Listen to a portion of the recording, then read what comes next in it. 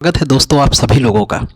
हो जाओ तैयार कमर कस के और कर दो अपना बेड़ा पार इस बार। बिल्कुल स्वाभाविक है कि इस बार उम्मीद भी है कि अगर आप लगे रहे और अपनी तैयारी को बेहतर करते रहे तो अपने मुकाम तक ज़रूर पहुंचेंगे। आज ये एसएससी जीडी के पॉलिटी के प्रीवियस ईयर श्रृंखला को में हम लोग देखने वाले हैं कि आयोग एक ही सवाल को कितनी बार पूछता है और कितनी बार रिपीट करता है। इसलिए ये क्वेश्चन देखने के बाद हमारा विश्वास ये बने कि हमको प्रीवियस ईयर को कितनी बार सॉल्व करना चाहिए और इससे फ़ायदे कितने होते हैं। तो मैं भरोसा दिलाता हूँ, इस प्रीवियस ईयर को सुनिए, देखिए, पढ़िए, कितनी बार, कम से कम 8-10 बार लगा के जाइए। स्वाभाविक है एक पद आपका कोई रोक नहीं पाएगा। आइए शुरुआत करते हैं और आगे सवाल को देखते भी हैं। भारत में स्वतंत्र और निष्पक्ष चुनाव कराने के लिए कौन सा स्वायत्त निकाय उत्तरदायी है, जिसे हम लोग निर्वाचन आयोग कहते हैं? Election commission of India. इसका उल्लेख संविधान के भाग 15 में है और अनुच्छेद 324 से लेकर के 329 तक है। कहीं कहीं 329 खंड का भी लिखा रहेगा, पर 324 से 329 तक इलेक्शन कमीशन वर्तमान में कई सदस्यीय है? 3 सदस्यीय है। और अभी इसके जो वर्तमान के मुख्य निर्वाचन आयुक्त हैं, chief election commission of India, chief election commission of India, वो हैं आपके राजीव कुमार। क्या नाम है? राजीव कुमार। और यहीं पर याद रखना आपको कि राजीव कुमार भारत के किस नंबर के इलेक्शन कमीशन ऑफ इंडिया है? 25वें। और यहाँ एक विशेष मैं बात और बताऊंगा, इलेक्शन कमीशन से जितने सवाल आएंगे हो जाएंगे। एक तो याद रखना है किस भाग में है, भाग 15 में। दूसरा याद रखना अनुच्छेद 324 से 29 तक। तीसरा याद रखना है कितने सदस्यीय हैं, और 3 सदस्यीय कब से? 1990 के बाद से। पहले 1 सदस्यीय था। अभी वर्तमान के मुख्य निर्वाचन आयुक्त भारत के कौन है? राजीव कुमार। किस नंबर के हैं? 25वें। अगली बात है कि मुख्य निर्वाचन आयुक्त की नियुक्ति कौन करते हैं? प्रेसिडेंट। और आखिरी बात ये ध्यान रखना है इनका कार्यकाल, बस ये याद रखना है। क्यों मोस्ट इंपॉर्टेंट हो जाता है कार्यकाल? क्योंकि जो chief election commission of India होगा उसका कार्यकाल कितना होता है? 6 वर्ष या 65 वर्ष की आयु तक। और जो अन्य इलेक्शन कमीशन होंगे उनका कार्यकाल कितना होगा अन्य का? तो अन्य इलेक्शन कमीशन का कार्यकाल होगा 6 वर्ष या 62। ये दोनों डिफरेंस याद रखना। मुख्य निर्वाचन आयुक्त का कार्यकाल 6 वर्ष या 65 जो भी पहले हो, अन्य का कार्यकाल 6 वर्ष या 62 जो भी पहले हो। अगले सवाल पर आते हैं। राष्ट्रीय पिछड़ा वर्ग आयोग अधिनियम 1993 को राष्ट्रीय पिछड़ा वर्ग आयोग अधिनियम द्वारा किस वर्ष में बदला गया है? तो यह बदलाव किया गया 2018 में, इसे बदला गया है। वित्त आयोग के गठन 27 नवंबर 2017 को संविधान के अनुच्छेद 280 के संदर्भ में किया गया। किस नंबर के? 15 में। तो अभी 15वें वित्त आयोग के अध्यक्ष किन्हें बनाया गया है? NK सिंह को, नंद कुमार सिंह, NK सिंह। और अभी 16वें वित्त आयोग का भी अनाउंस हो चुका है। तो भारत के 16वें वित्त आयोग कौन होंगे? अरविंद पनगड़िया। कौन होंगे? अरविंद पनगड़िया, जो पहले नीति आयोग के उपाध्यक्ष हुआ करते थे।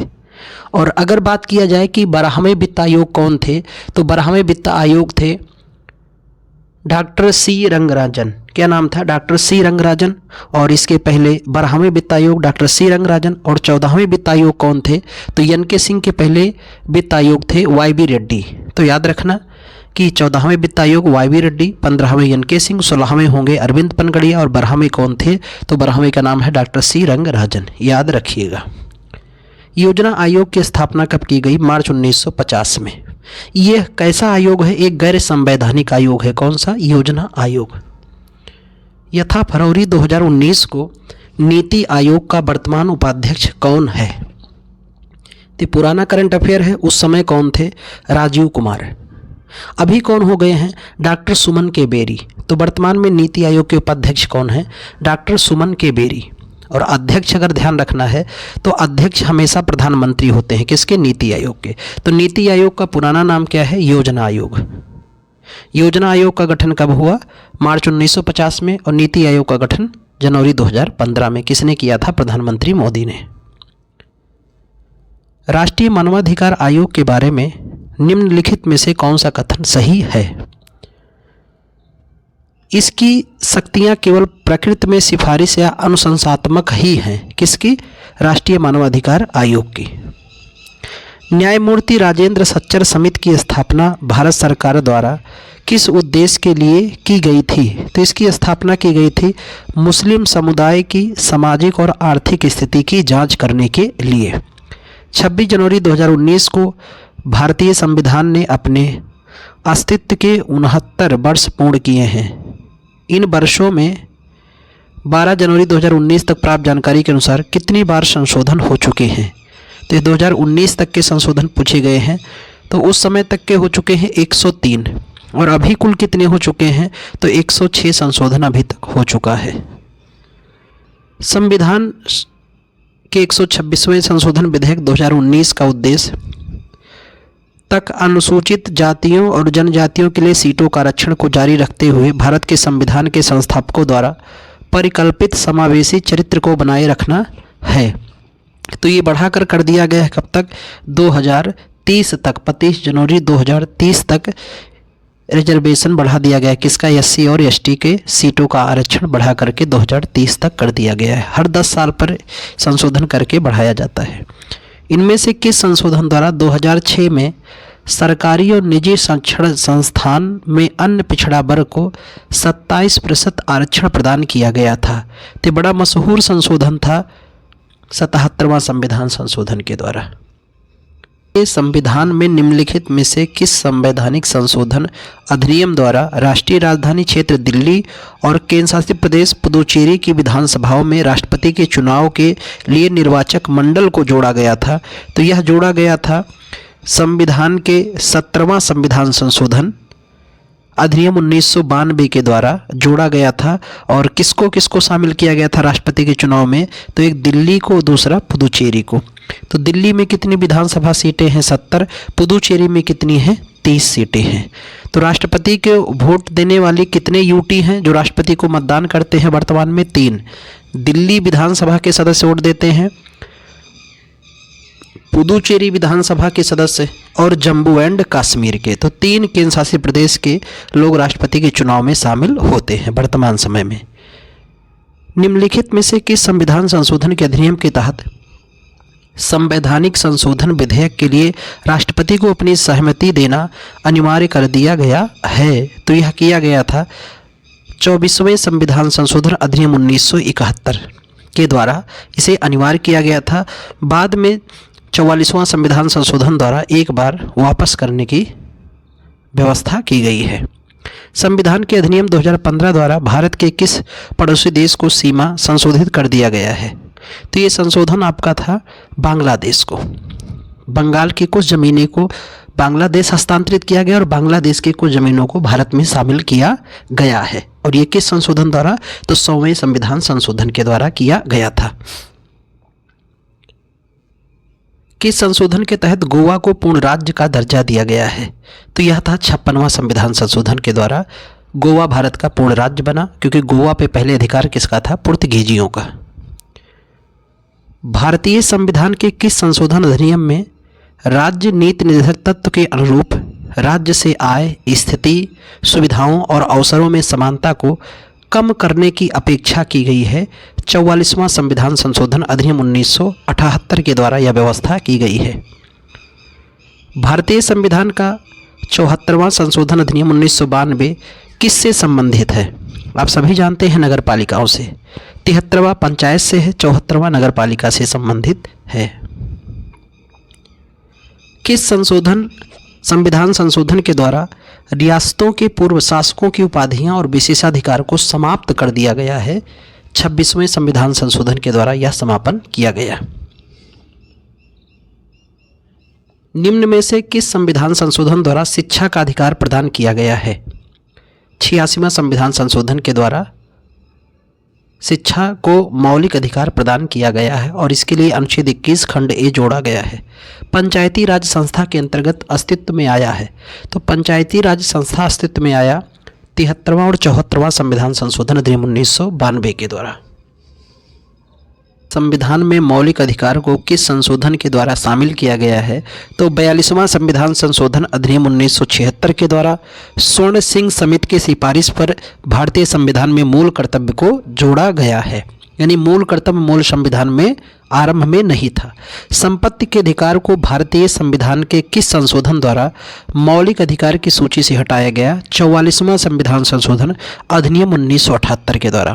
वर्तमान में संपत्ति का अधिकार एक कानूनी अधिकार है और इसे संविधान के अनुच्छेद 330 क्लास ए या खंड ए में रखा गया है, जो एक कानूनी अधिकार है, पर अब यह मौलिक अधिकार नहीं है। कौन सा? संपत्ति का अधिकार। भारतीय संविधान में पहला संशोधन किया गया था 1951 में। ये कई बार सवाल पूछा जा चुका है। 103वां संविधान संशोधन किससे संबंधित है? तो इसका संबंध है आर्थिक आरक्षण, जिसे EWS कहते हैं। और ये कितने प्रतिशत का आरक्षण है? 10% की आरक्षण की इसमें व्यवस्था की गई है। संविधान के किस संशोधन के तहत वस्तु एवं सेवा कर यानी GST की शुरुआत की गई? तो यह शुरुआत की गई थी सबसे पहले 101वां संविधान संशोधन अधिनियम 2016 के द्वारा। तो 100वां संविधान संशोधन के द्वारा क्या व्यवस्था की गई? तो 100वां के द्वारा व्यवस्था की गई है कि कुछ भूभाग को बांग्लादेश को हस्तांतरित किया गया। 101वां GST से है। 102वां आपका संबंधित है किससे? पिछड़ा वर्ग से। और 103वां संबंधित है किससे? EWS से। और 104वां जो संबंधित है वो किससे? तो 104वां के द्वारा एंग्लो इंडियन का क्या किया गया? रिजर्वेशन समाप्त कर दिया गया। संविधान के किस संशोधन में बोडो, संथाली, डोगरी और मैथिली को मान्यता प्राप्त भाषाओं की सूची में जोड़ा गया है? 92वां संविधान संशोधन अधिनियम 2003 के द्वारा। इसको हम लोग एक ट्रिक से याद करते हैं, BDMS। B for Bodo, D for Dogri, M for Maithili, S for Santhali. और ये किस संशोधन द्वारा? 92वां के द्वारा। लेकिन 71वां संविधान संशोधन द्वारा कितनी भाषा को जोड़ा गया? 3। इसका ट्रिक है नमक। ना फॉर नेपाली, मा फॉर मणिपुरी और का फॉर कोंकणी। तो ध्यान में रहना, 71वां द्वारा 3 भाषा और 92वां के द्वारा 4 भाषा जोड़ा गया है। वर्तमान में संविधान के 8वें अनुसूची में कुल कितनी भाषाएं हैं? 22। और मूल कितनी थी? 14। भारतीय संविधान के किस संशोधन द्वारा दिल्ली को राष्ट्रीय राजधानी क्षेत्र का दर्जा दिया गया है? तो यह दर्जा दिया गया है 69वें संविधान संशोधन के द्वारा। स्वतंत्र भारत का पहला आम चुनाव कब हुआ था? 1951 और 52 में। तब से लगातार आम चुनाव चल रहा है। भारत में कितने राज्यों में द्विसदनीय विधानमंडल हैं? तो 6। कितने राज्यों में? 6 राज्यों में। पहले जम्मू कश्मीर में था, अब नहीं है। ये 6 राज्य जहां पर द्विसदनीय विधानमंडल का मतलब क्या है? तो द्विसदनीय विधानमंडल का मतलब है वहां पर विधानसभा भी है और विधान परिषद भी है। तो विधान परिषद केवल कितने भारत के राज्यों में? 6। आपका एक बात कर लिया जाए, उत्तर प्रदेश। दूसरा बात करते हैं इसका छोटा भाई बिहार, यहाँ भी विधान परिषद है। तीसरा बात करते हैं महाराष्ट्र में भी है। चौथा बात किया जाए तो कर्नाटक में भी है।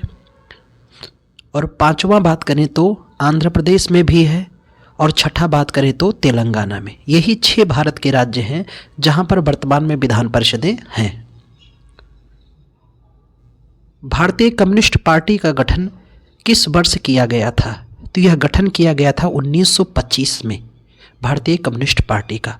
भारतीय जनता पार्टी की उत्पत्ति द्वारा स्थापित भारतीय जनसंघ निहित है किसके द्वारा? श्यामा प्रसाद मुखर्जी के द्वारा। केंद्रीय मंत्रिमंडल से त्यागपत्र देने वाले यही व्यक्ति थे। में भारत जनसंघ की स्थापना निम्नलिखित में से किसने की थी?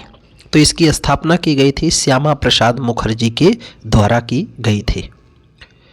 निम्नलिखित में से कौन सा भारतीय राष्ट्रीय राजनीतिक दल 1885 में स्थापित सबसे पुराना दल है जिसे कई बार विभाजन का सामना करना पड़ा? आप सभी इसका नाम जानते हैं, भारतीय राष्ट्रीय कांग्रेस, जिसकी स्थापना 1885 में A.O. ह्यूम ने किया था। एक अंग्रेज। कहाँ पर? मुंबई में इसकी स्थापना की गई थी। और अभी इसके वर्तमान के अध्यक्ष कौन हैं? मल्लिकार्जुन खड़गे। किसके? भारतीय राष्ट्रीय कांग्रेस के। हाथी किस भारतीय राजनीतिक दल का प्रतीक है? मुझे लगता है आप सभी को इसका आंसर पता है। किसका है? बहुजन समाज पार्टी का प्रतीक चिन्ह हाथी है। संविधान की 8वीं अनुसूची में संशोधन के तहत 92वें अधिनियम 2003 के द्वारा अद्यतन सूचीबद्ध भाषाएं कितनी हैं? तो अभी कुल सूचीबद्ध भाषाएं कितनी हो गई थी? तो 22। मैंने अभी बात किया ना, BDMS 4 भाषाओं को जोड़ा गया, उसके पहले 18 थी, तो BDMS 4 जोड़ा गया तो कितनी हो गई? 22। B for Bodo, D for Dogri, M for Maithili, S for Santhali. और ये किस संशोधन से द्वारा जोड़े गए थे? 92वां संविधान संशोधन अधिनियम 2003 के द्वारा।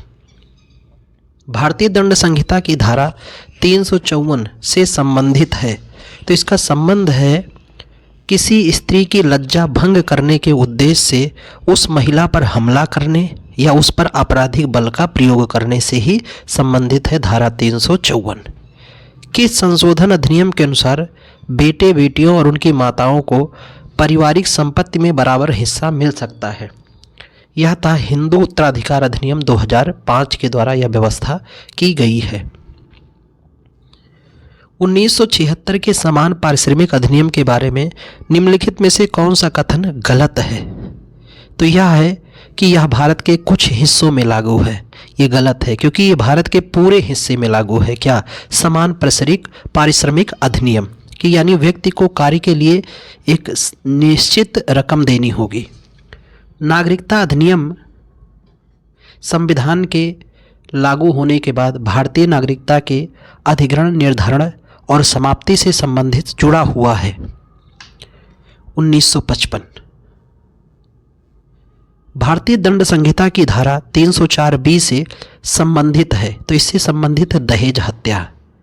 इसलिए हमारे यहाँ दहेज उन्मूलन अधिनियम 1961 बनाया गया है। दहेज लेना, दहेज देना दोनों अपराध माना गया है, पर व्यवहारिक ऐसा नहीं है, केवल सिद्धांत में है। बाल विवाह अधिनियम 2014 किस बात की अनुमति देता है? तो यह देता है कि 16 से 18 वर्ष की आयु वाले किशोरों को जघन्य अपराध के लिए वयस्कों की तरह सजा दी जानी चाहिए। और ये घटना ज़्यादा जोर कब पड़ी? जब निर्भया कांड हुआ था दिल्ली में, उसके बाद से यह ज़्यादा जोर पकड़ी। पिता की संपत्ति में पुत्रियों को समान अधिकार देने के लिए हिंदू उत्तराधिकार अधिनियम 1956 किस वर्ष संशोधित किया गया है? 2005 में। देखो रिपीट किया, यही सवाल दोबारा पूछ रहा योग। अधिनियम कानून एक अच्छा उदाहरण है, इसके कार्य करने का अधिक संभावना है क्योंकि यह जो है लोगों को पता लगाने का अधिकार देता है कि सरकार में क्या हो रहा है। RTI कब लाया गया था? 2005 में कांग्रेस सरकार में ही सूचना अधिकार अधिनियम को लाया गया है। ट्रांसजेंडर व्यक्ति अधिनियम 2019 लागू हुआ था, तो यह लागू किया गया था जनवरी 2020 में। भारत में उत्तराधिकार अधिनियम ने ज्येष्ठाधिकार के नियम को कब समाप्त कर दिया? तो यह समाप्त किया है 1956 में। ज्येष्ठाधिकार का मतलब है जो घर का सबसे बड़ा व्यक्ति होता था। किस वर्ष में संसद के एक अधिनियम द्वारा लक्काद्वीप, मिनिकॉय, अमिनी द्वीप के द्वीपों को समेकित करते हुए लक्षद्वीप नामक प्रदेश का गठन कर दिया गया? 1973 में। नियम ऐसे व्यक्ति के अभियोजन की अनुमति प्रदान करता है जो विदेश में रहते हुए आपराधिक मुकदमे का सामना करने के लिए भारत लौटने से इनकार कर दे। तो यह है भगोड़ा अपराधी अधिनियम 2018। आज देखो बड़े बड़े भगोड़े देश छोड़ चुके हैं, नीरव मोदी, विजय माल्या जैसे लोग। भारतीय जीवन बीमा निगम अधिनियम संसद द्वारा कब पारित किया गया था? तो यह किया गया था 1956 में, और इसी समय राज्य पुनर्गठन अधिनियम भी पारित किया गया था। भारतीय दंड संहिता की किस धारा के तहत ताक झांक एक अपराध माना गया है? धारा 354C के तहत। इसलिए कहीं ताक झांक मत करना, नहीं तो जाओगे। किस धारा की 20 मानसिक रोग से ग्रस्त व्यक्ति को सम्मान के साथ जीने का अधिकार देता है? ये कौन से अधिनियम में ऐसा व्याख्या किया गया है? मानसिक स्वास्थ्य देखभाल अधिनियम 2017। सूचना का अधिकार अधिनियम 2005 को छोड़कर संपूर्ण भारत में लागू किया गया है, तो कहाँ को छोड़कर? जम्मू कश्मीर में। ये पहले था पर अब सभी जगह लागू है। मोटर वाहन अधिनियम 2019 के अनुसार शराब के नशे में वाहन चलाना अपराध है। दूसरी बार की अवधि तक के कारावास और जुर्माने से यह दंडनीय है। कितने वर्ष के लिए बताया गया है? 2 वर्ष के लिए। दंड संहिता की धारा 510 के अनुसार एक शराबी व्यक्ति द्वारा सार्वजनिक रूप से दुराचार करने की सजा साधारण कारावास के साथ दंडनीय है, जो कि 24 घंटे तक बढ़ाई जा सकती है। यह जुर्माने की राशि कितने तक बढ़ाई जा सकते हैं? इन दोनों के साथ दंडित किया जा सकता है। तो ये दंडित किया जा सकता है 10 तक, यानी रुपए 10 तक बढ़ाया जा सकता है जुर्माने की राशि। भारतीय दंड संहिता की कौन सी धारा महिला की सहमति के बिना गर्भपात करने के लिए अपराध से संबंधित है? तो यह है धारा 313। सबसे बड़ा अपराध इसे माना गया है। भारत में अधिनियमित जमा योजना प्रतिबंध अधिनियम किस वर्ष लागू किया गया था? 2019 में यह लागू किया गया। शस्त्र और गोला बारूद रखने, उसके उपयोग को नियंत्रित करने वाला शस्त्र अधिनियम किस वर्ष में पारित किया गया था? 1959 में पारित किया गया था। भारतीय संसद द्वारा भगोड़ा आर्थिक अपराधी अधिनियम कब पारित किया गया? 2018 में। राष्ट्रीय खाद्य सुरक्षा अधिनियम किस वर्ष पारित किया गया है? 2013 में पारित किया गया है राष्ट्रीय खाद्य सुरक्षा अधिनियम। दिए गए वर्ष के उपभोक्ता संरक्षण अधिनियम के स्थान पर उपभोक्ता संरक्षण विधेयक 2018 को पारित किया गया है। इसके स्थान पर 1986। और उपभोक्ताओं को कितने अधिकार हैं? आइए देखिए। एक प्रचार पहले आता था, जागो ग्राहक जागो। आपको सुरक्षा का अधिकार, सूचना का अधिकार, चयन का अधिकार, क्षतिपूर्ति निवारण का अधिकार व उपभोक्ता शिक्षा का अधिकार है। यानी कोई सामान खरीदने से पहले उसकी मोल भाव, गुणवत्ता, उसकी मात्रा सब कुछ जानने का आपके पास अधिकार है। भारत संसद में दिवाला और दिवालियापन संहिता विधेयक किस वर्ष पारित किया गया था? 2018 में पारित किया गया था। कन्या भ्रूण हत्या की प्रथा को रोकने के लिए भारत सरकार ने गर्भधारण पूर्व और प्रसव पूर्व निदान तकनीक अधिनियम कब पारित किया है? 1994 में यह पारित किया गया। किस वर्ष माता पिता और वरिष्ठ नागरिकों का संरक्षण और कल्याण अधिनियम लागू किया गया था? 2007 में लागू किया गया था। अनुचित व्यापार प्रथाओं और शोषण के लिए उपभोक्ताओं की चाहत करने का अधिकार है। निवारण की चाहत करने का इनका अधिकार है। एक व्यक्ति जो धार्मिक संस्थानों से राज्य को अलग करने की वकालत करता है, उसे क्या कहा जाता है? उसे धर्मनिरपेक्षवादी कहते हैं। निम्नलिखित व्यक्तित्वों में से कौन 1870 के भारतीय लोक सेवा आयोग के पहले सदस्य थे? उनका नाम है सत्येंद्रनाथ टैगोर। और दूसरे कौन थे? सुरेंद्रनाथ बनर्जी। 1947 के भारत की प्रथम कैबिनेट में शिक्षा विभाग का प्रभार किसके पास था? मौलाना अबुल कलाम आज़ाद। स्वतंत्र भारत के पहले शिक्षा मंत्री कौन थे? मौलाना अबुल कलाम आज़ाद। और स्वतंत्र भारत के पहले विधि मंत्री कौन थे? डॉक्टर भीमराव अंबेडकर। और राष्ट्राध्यक्ष का नाम पता ही, डॉक्टर राजेंद्र प्रसाद। भारत संविधान सभा द्वारा राष्ट्रगान को किस वर्ष अपनाया गया?